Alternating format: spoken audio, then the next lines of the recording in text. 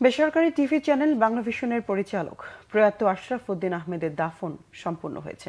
সকালে আজিমপুর কবরস্থানে দাফন করা হয়। আশরাফ উদ্দিন আহমেদের মৃত্যুতে বাংলাভিশন পরিবার গভীরভাবে শোকাহত।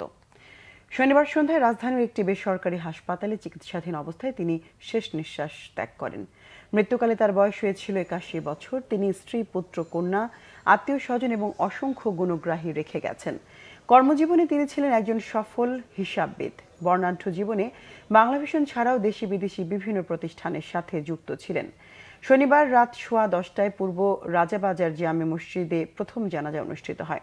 সকাল 10টায় রাজধানীর রকুনপুরে দ্বিতীয় জানাজা শেষে আজিমপুর কবরস্থানে দাফন করা হয় বাংলাভিশনের পরিচালক আশরাফ উদ্দিন আহমেদকে। দাফনের সময় তার দুই ছেলে, আত্মীয় পরিজন ছাড়াও বাংলাভিশনের চেয়ারম্যান আব্দুল হক ও ব্যবস্থাপনা পরিচালক ইঞ্জিনিয়ার ইশরাক হোসেন উপস্থিত ছিলেন। বাংলাভিশন টিভি চ্যানেলের প্রতি মরহুমের অবদান শ্রদ্ধা ভরে স্মরণ করেন প্রতিষ্ঠানের ব্যবস্থাপনা পরিচালক। ওনার সাথে আমার দীর্ঘ দিনের একসাথে কাজ করার স্মৃতি রয়েছে।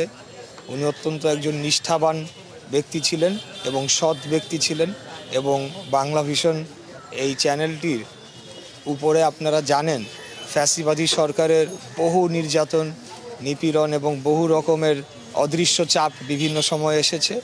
সেই সময়গুলোতেও অন্যান্য যারা পরিচালক ছিলেন তাদের সাথে মিলে উনি এই জিনিসটাকে রক্ষা করেছেন, একটি মিডিয়াকে বাঁচিয়ে রেখেছেন যারা মানুষের কথা বলতে পারে, দেশের কথা বলতে পারে।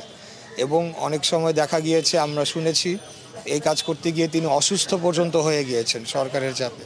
তো যাই হোক, সেটা একটা ইতিহাস। আজকে আমরা অত্যন্ত দুঃখিত, মর্মাহত, ব্যথিত যে ওনাকে যখন এই স্বৈরাচার পতনের পর যখন আমরা সকলে মিলে বাংলাভিশন পরিবার এই চ্যানেলটিকে আবার একটা নতুন উচ্চতায় নিয়ে যাওয়ার সুযোগ এসেছিল, ঠিক সেই সময় তিনি আমাদেরকে ছেড়ে চলে গেলেন। মহান আল্লাহ তাআলা ওনাকে বেহেশত নসিব করুন এবং ওনার পরিবার পরিজনকে ধৈর্য ধরার তৌফিক দান করুন।